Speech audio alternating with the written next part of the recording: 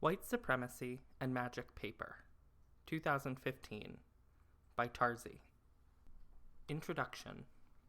White supremacy is having a good month. On March 5th, the ACLU put its weight behind Pro Football Inc.'s fight to keep its Washington Redskins trademark. A few days later, legal scholars from the right and permissible left, along with the New Republic, scolded Oklahoma University for expelling 2 SAE fraternity members who led the sickening racist song immortalized on viral video. That same week, notorious Islamophobe Pam Geller won her battle to force Philadelphia to display bus signs featuring a photo of Hitler and proclaiming, quote, Islamic Jew hatred, it's in the Quran, unquote. 5 days ago, the ACLU filed a brief in support of Confederate flags on license plates. Of course, for the self-styled First Amendment absolutists among us, it's not white supremacy that's winning here, but free speech. The first attacks on free speech always come at the fringe, they insist. That's where it needs to be defended. First Amendment absolutists have been saying this at least since 1977, when the ACLU won the American Nazi Party the right to march through Skokie, Illinois, where an estimated 1 in 6 residents was a Holocaust survivor. In the ensuing 38 years, civil libertarians have ostentatiously supported cross burners, churches that promote race war, right-wing Christians disrupting Arab festivals, and picketers of LGBT funerals, admonishing as authoritarian anyone who thinks their view of speech rights is imprudently simplistic at best.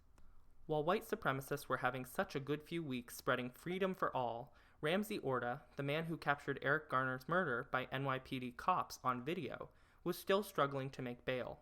Orta is enmeshed in a Kafkaesque nightmare of what looks like sadistic state reprisal against his supremely brave, selfless, and heroic act. A murdered black man and a Latino in a cage for bearing witness to the crime is what you could call a white supremacy twofer, as well as a complete disaster for civil liberties. Despite the obvious First Amendment implications of a police vendetta against Orta, the ACLU and its New York branch have seemingly done nothing on Orta's behalf. Searches on their website don't yield one mention.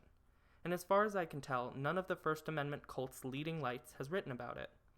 Orta's civil liberties don't interest the New Republic like those of racist frat boys. But at least Time won a World Press Award 2 weeks ago for a video consisting almost entirely of Orta's footage and his words in voiceover. So, if you overlook how that award embodies the parasitic relationship of press to whistleblowers, rich to poor, and white to dark, there's that. Though 40 years of contrarian First Amendment advocacy hasn't produced obvious benefits for the likes of Orta, it's doing quite a lot for corporations, whose ingenious lawyers, after establishing ACLU-supported corporate personhood, have found the First Amendment endlessly useful as an instrument of deregulation. I can't do justice to the orgy of litigating going on in this realm, but here's a sample. The National Labor Relations Board can't compel your employer to hang a poster informing workers of their rights. However, your employer can lobby you on how to vote and when to call your congressperson. There's an effort afoot to remake corporate lies as First Amendment protected opinion and mandatory disclosures an unconstitutional burden. Considering corporate and shareholder demographics, corporate personhood is indisputably a win for white supremacy, too.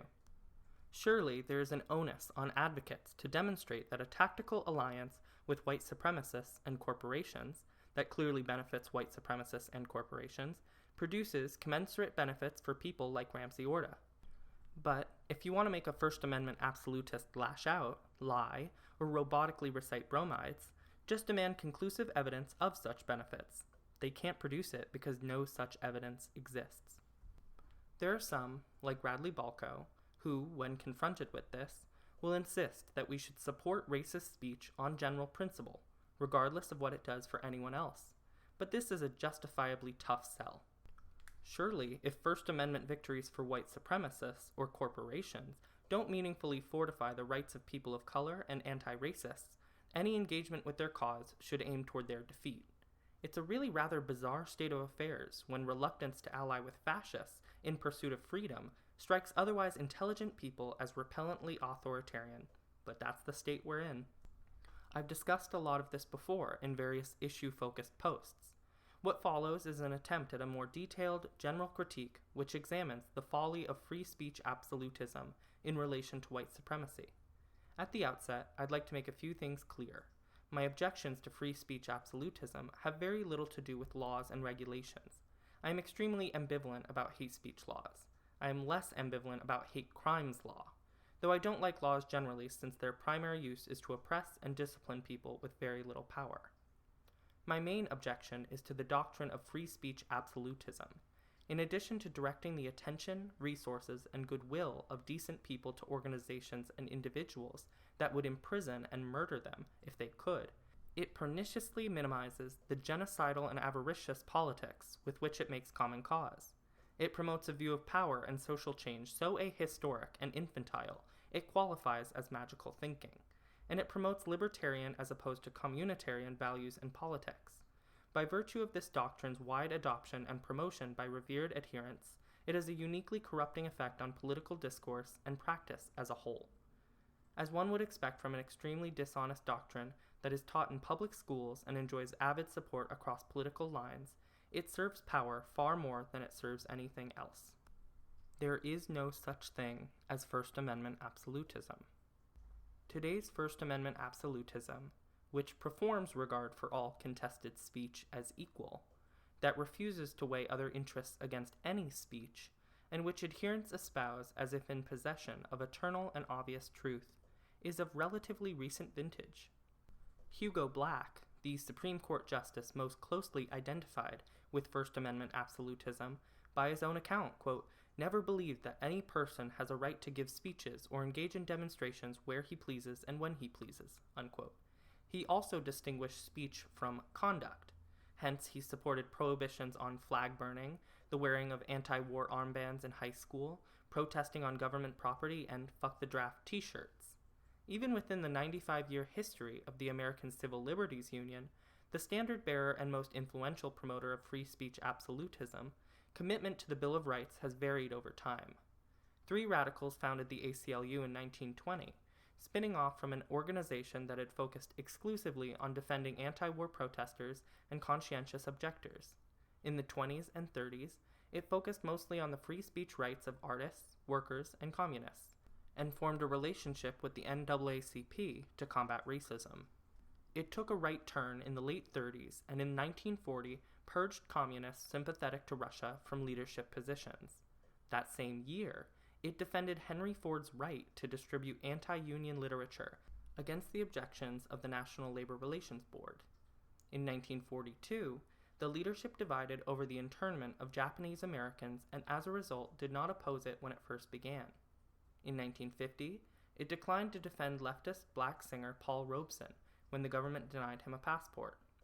In 1954, it purged anti-communists from leadership positions. In 1968, it divided over defending civil disobedience against the Vietnam War.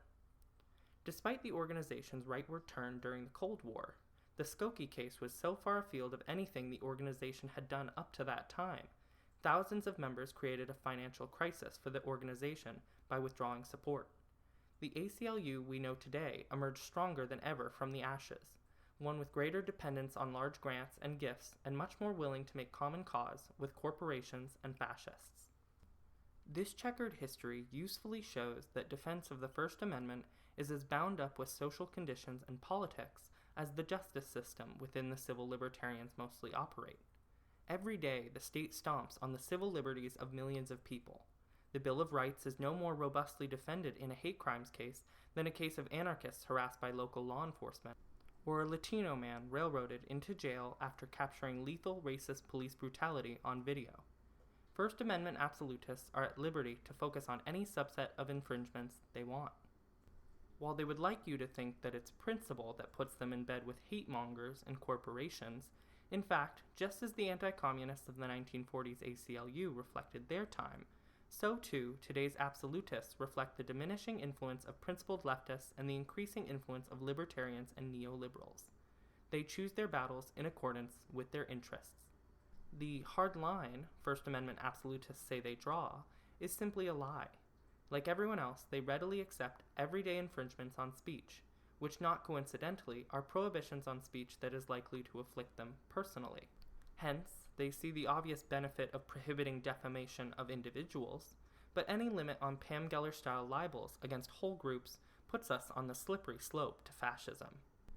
Finally, it is a mistake to equate First Amendment absolutism with a strong commitment to free speech as a general principle. Most absolutists are on very agreeable terms with the complete absence of speech rights in the private workplaces, where people spend most of their days. As described above, their focus in the private sector is on the First Amendment rights of corporations, to the detriment of workers and the public. They wring their hands a bit over things like Twitter and Facebook censorship, but only as prudential matters about which we can do very little. They only hyperventilate when a government tells Twitter or Facebook what to censor. Magic paper theory. The usefully infantilizing role models of the left, like free speech absolutist Noam Chomsky, conjure a U.S. that has made huge strides since the bad old days of overt and often murderous state repression. While admonishing leftists for paranoia about concentration camps, the world's most important living intellectual averred, quote, "The state may try to repress you, but they can't do a lot. It hasn't always been like this, but thanks to the struggles in the past, there's a tremendous amount of freedom," unquote. Those struggles of the past in Chomsky's inspiring story produced better laws and fortified them with court precedents we can draw upon in the rare event that our own rights are trampled more than usual. They also brought about cultural changes such that popular reaction keeps the repressive state from going too far. For Chomsky, quote, "Power really is in the hands of the governed, if they're willing to use it," unquote.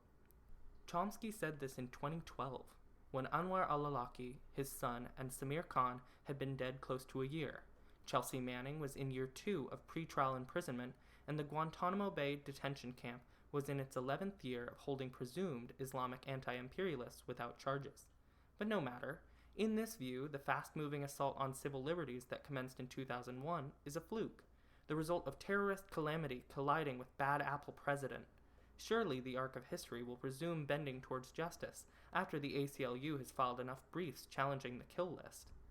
To his credit, Chomsky at least pays some lip service, though not enough, to the dependence of rights on the enforcement power of the mob.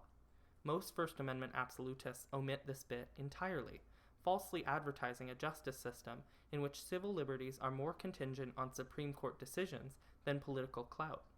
In this parallel universe, the Bill of Rights and Supreme Court precedent have supernatural powers that guide the state no matter what state agents want to do at a given time. Hence, a court victory for Nazis is a court victory for the Black Panthers. Obviously.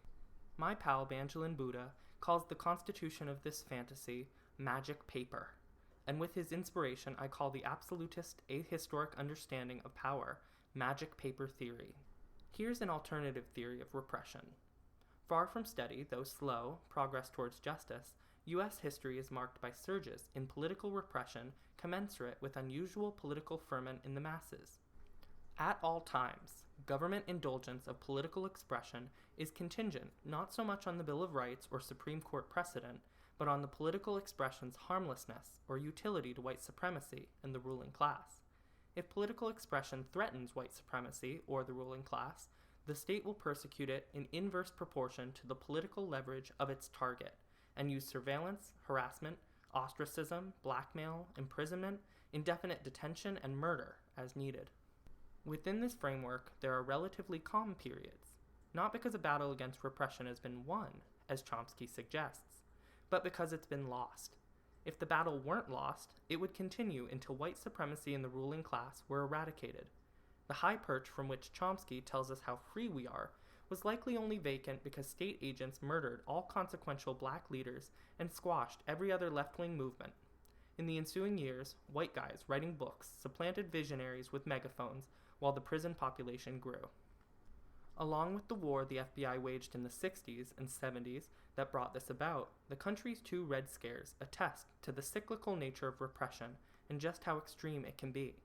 We get little reminders of how this works from time to time, such as during Occupy, which was so effectively crushed at the outset, a 60s-style protracted struggle leading towards murder was unnecessary. It was enough to pepper spray, beat, and jail peaceful protesters while the media smeared them.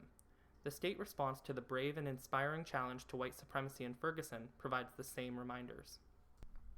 The white supremacy difference. Since the KKK and its ilk are reactionary, it's not too surprising that they strengthen and weaken roughly in proportion to conditions that promise leftward social change, just as state repression does. Historians say that there have been three discrete Klan movements.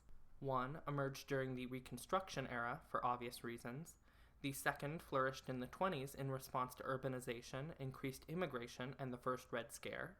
The third emerged at the tail end of the second Red Scare in response to the emergence of desegregation and the Black Civil Rights Movement. If, contrary to magic paper theory, state tolerance of political expression is largely commensurate with its benefits to white supremacy and the ruling class, you would expect the reactionary expression of white supremacists to get a much easier ride from state power than, say, black nationalism and communism. You would expect fewer attempts to repress them, and when they run afoul of the law, you would anticipate greater leniency. You might even predict that in times of crisis, white supremacists would form alliances with state agents to suppress challenges to the white majority and the ruling class. That is precisely what history shows us, which is why it's disingenuous when absolutists call white supremacism a fringe concern, where repression is tested first. Let's start with Supreme Court Justice Hugo Black himself, who long before he became the patron saint of First Amendment absolutists, made his mark as a lawyer in 1921, defending E.R. Stevenson, a Klansman who had murdered a Catholic priest, seemingly for performing the secret wedding of Stevenson's daughter to a Puerto Rican. The Klan paid Black's fee for his work with 4 other lawyers, who were all Klansmen. Following Stevenson's acquittal, Black joined the august organization himself. He later claimed he only did this for political reasons, though some biographers claim he sympathized with the Klan, particularly in their hatred for Catholics. Whatever the case, Black joined the U.S. Senate 5 years later, where he distinguished himself by investigating utility companies and filibustering an anti-lynching law. Black's Senate to Supreme Court trajectory demonstrates that as fringe political tendencies go, the Klan has an unequaled record in penetrating all branches of government. President Harry Truman, the great incinerator of Japanese cities, was briefly a member. 3 other Klansmen like Black became senators, and others have been state governors, members of the House of Representatives, and mayors. Of course, these men would have a rougher time winning elections now, but that doesn't mean their accommodation by elites has ceased. You can see it in how their Klan membership is still variously omitted, trivialized, glossed over, and forgiven, and in how their ghosts speak through egregious appeals to racism that to this day afflict every presidential campaign. As a Supreme Court justice, Black wrote one of the concurring opinions on the landmark Brandenburg v. Ohio case of 1969, in which the court struck down an Ohio statute under which participants at a Klan rally had been arrested for incendiary speech. The more lawyerly First Amendment absolutists cite this decision to naysayers because it led to the reversal of prior decisions against communists. See? Helping the KKK helps the left. But the most recent of the reversals Brandenburg brought about was Dennis versus the United States, a CPUSA Smith Act decision which was by that time 19 years old. In other words, the Supreme Court gave the Klan a pass it had withheld from communists for years, reversing decisions against members of a party that had fallen apart long before. One could credibly attribute the apparent double standard in Brandenburg to different courts rendering decisions years apart from each other, if this double standard did not reveal itself repeatedly in the history of state repression. Take, for instance, the House Un-American Activities Committee. HUAC is so synonymous with purging and blacklisting communists, few know that it was originally formed to uncover citizens with Nazi ties within the United States, a project it quickly abandoned. In 1946, the committee considered opening investigations into the Ku Klux Klan, but decided against it, prompting committee member John E. Rankin to quite correctly remark, quote, "After all, the KKK is an old American institution," unquote. The same double standard infused the FBI's infamous counterintelligence programs, COINTELPRO, a series of broadly targeted, centrally coordinated covert actions that began in 1956 to survey, infiltrate, discredit, and disrupt domestic political activities the agency considered subversive. The programs unsurprisingly cut their teeth on communists, but as new resistance movements proliferated in the 60s, COINTELPRO targeted Martin Luther King, the Black Panthers, Puerto Rican nationalists, the American Indian Movement, and a broad range of New Left organizations, including Students for a Democratic Society, the Weathermen, almost all groups protesting the Vietnam War, various unaffiliated anti-war protesters, and the National Lawyers Guild. Perhaps tellingly, the ACLU was not a target.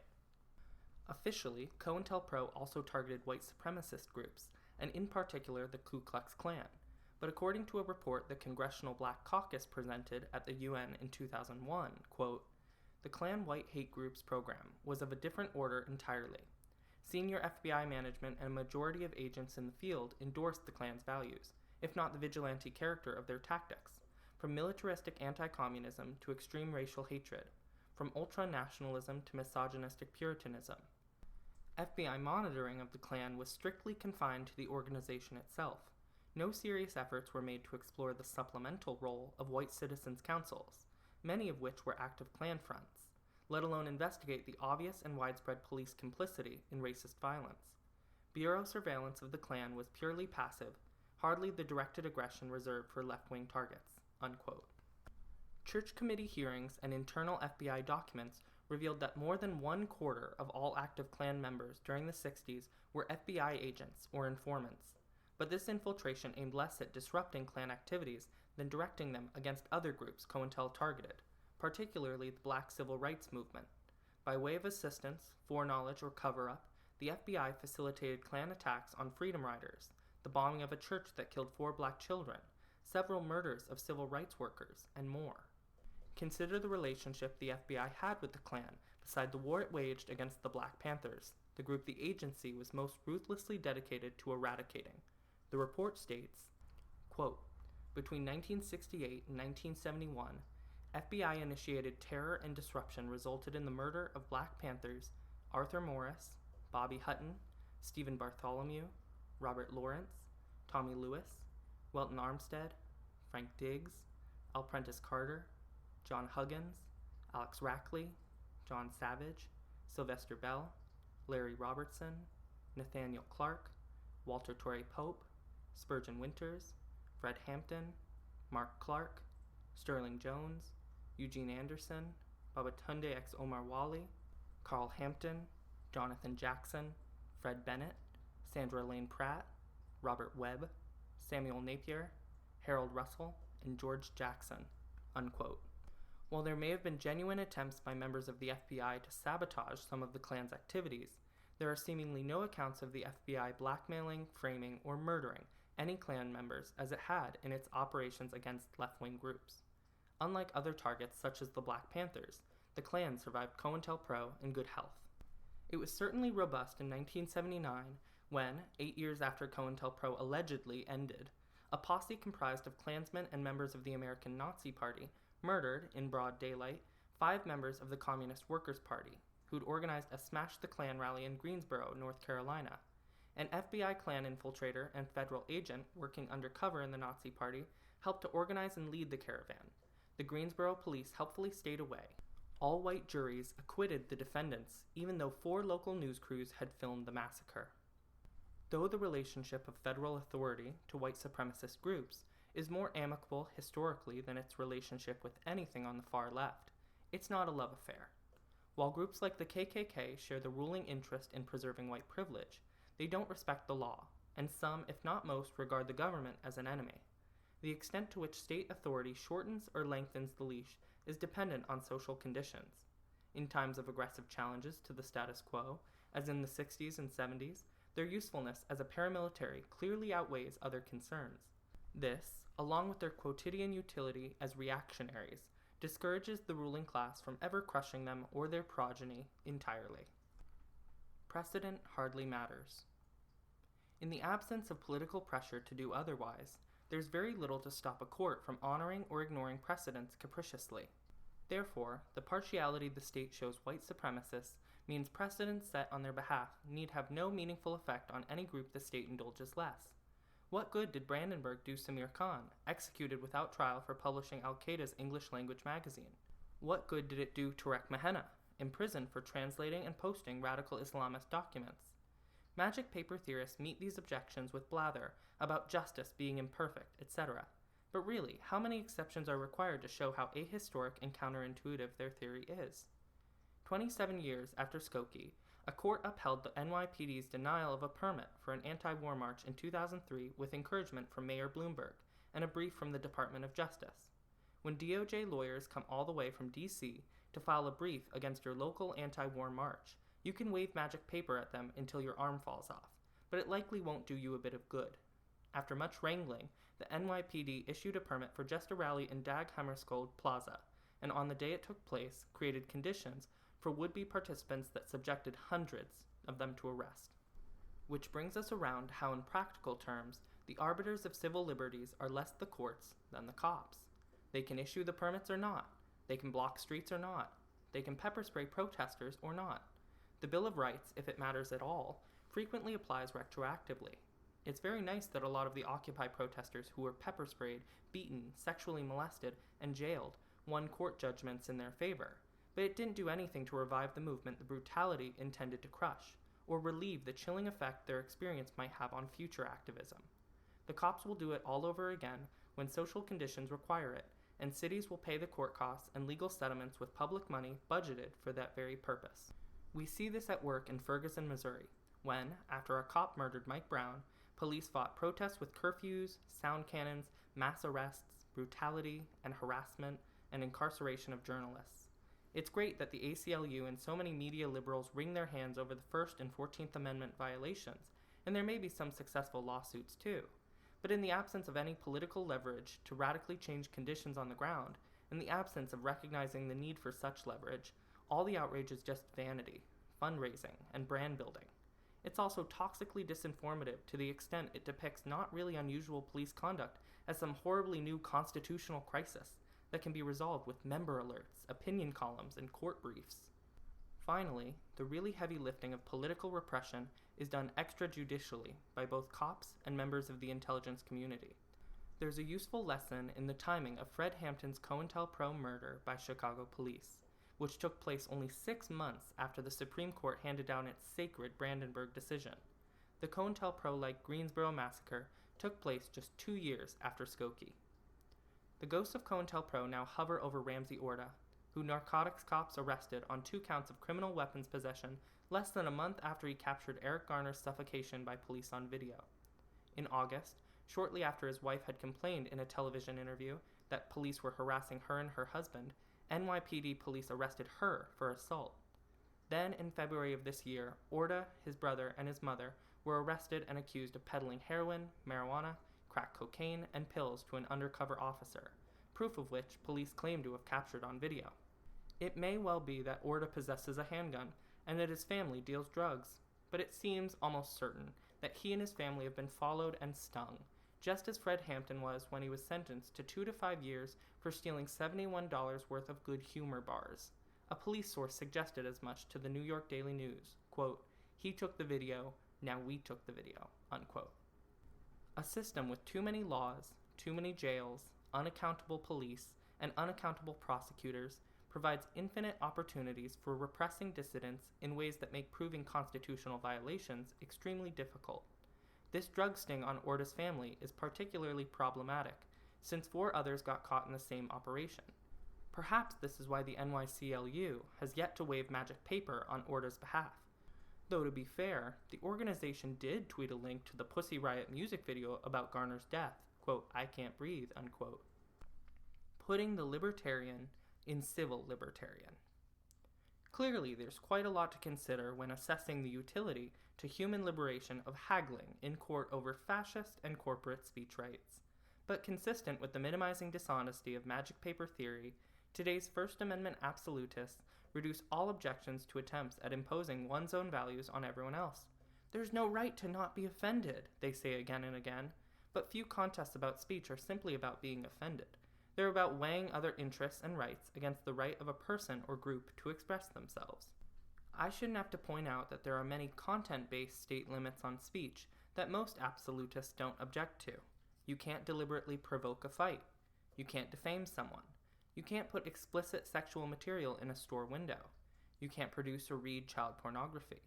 You can't make overtly sexual jokes to non-consenting coworkers. You can't make bomb threats. You can't make death threats, and so on.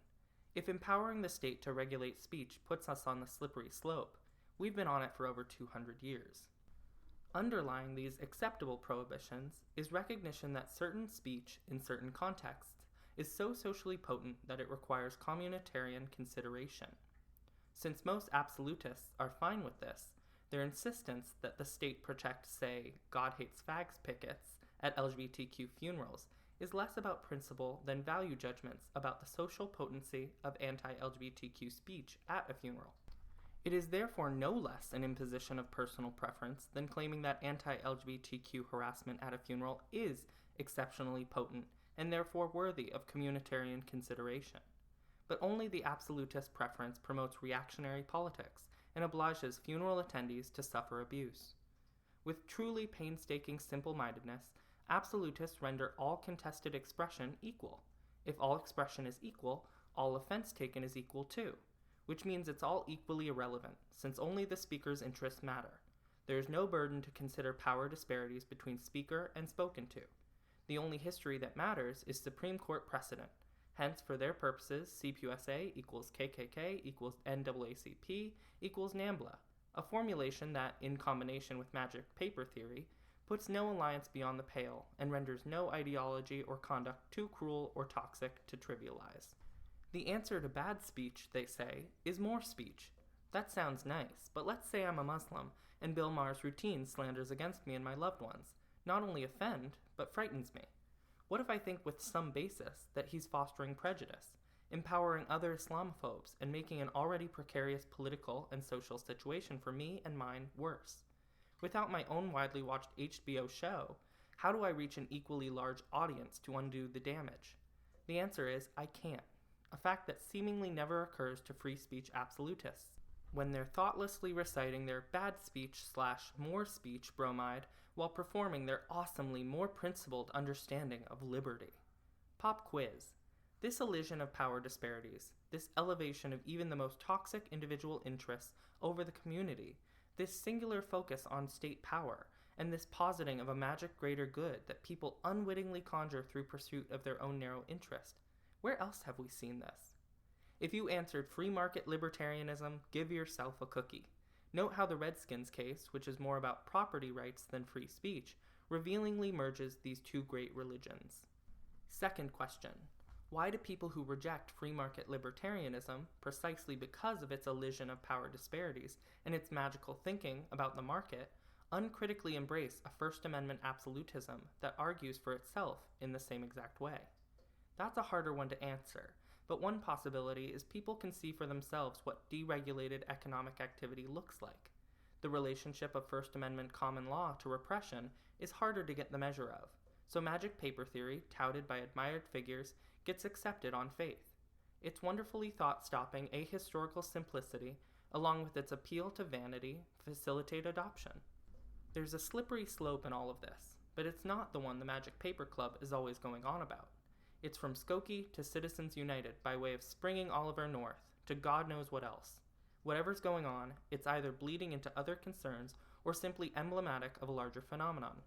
First Amendment absolutism's rank individualism, ahistoricism, and willingness to ally with anyone is becoming standard across the so-called left, as it fixates on internet privacy, government transparency, and freedom of the press, making common cause with billionaires, corporations, Nazi trolls, and defense contractors, while severing historical ties to communitarian ideals, labor, genuine anti-racism as opposed to ACLU-sponsored bullshit, anti-capitalism, and anti-imperialism. Free Ramsey Orta. There was a time, such as when a bunch of anti-war Reds started the ACLU, that the Bill of Rights was seen as an instrument that might occasionally be useful to the defense of worthy causes like pacifism, labor organizing, and anti-racism. The enemies of those worthy causes, like capitalists, militarists, and white supremacists, having a considerable advantage to start with, fended for themselves without the assistance of people they vocally despised, exploited, and persecuted. Somewhere along the line, the idea that everyone has the same rights morphed into an obligation to defend anyone's rights, despite any evidence that helping avowed enemies is less self-destructive than it appears on the surface. That we are now at a point where the Redskins trademark and lynchy frat boys garner more avid civil libertarian support than Ramsey Orta makes the folly of this exceptionally plain in a uniquely disgusting way. But this is the predictable result of chickens making tactical alliances with wolves. Recognizing this is not tantamount to uncritical support for things like hate speech laws. It's simply rejection of reactionary politics and whitewashed repression flying under cover of free speech fairy tales. It's to insist that, regardless of where we are on the free speech spectrum, we're no more obliged to actively defend racists and corporations than we are to provide a shuttle to a cross burning. Any friend, even an anguished friend, of a Nazi, or any other flavor of white supremacist, is no friend of mine. In fact, they're an enemy. This goes triple if they also insist corporations are people. White supremacy and corporations don't need our help, and anyone who says by helping them you help yourself is a liar or a fool. Whatever its proponents intend, First Amendment absolutism is, in practice, an extremely clever ruse that very obviously serves power. It's long past time to call bullshit. Also, free Ramsey Orta.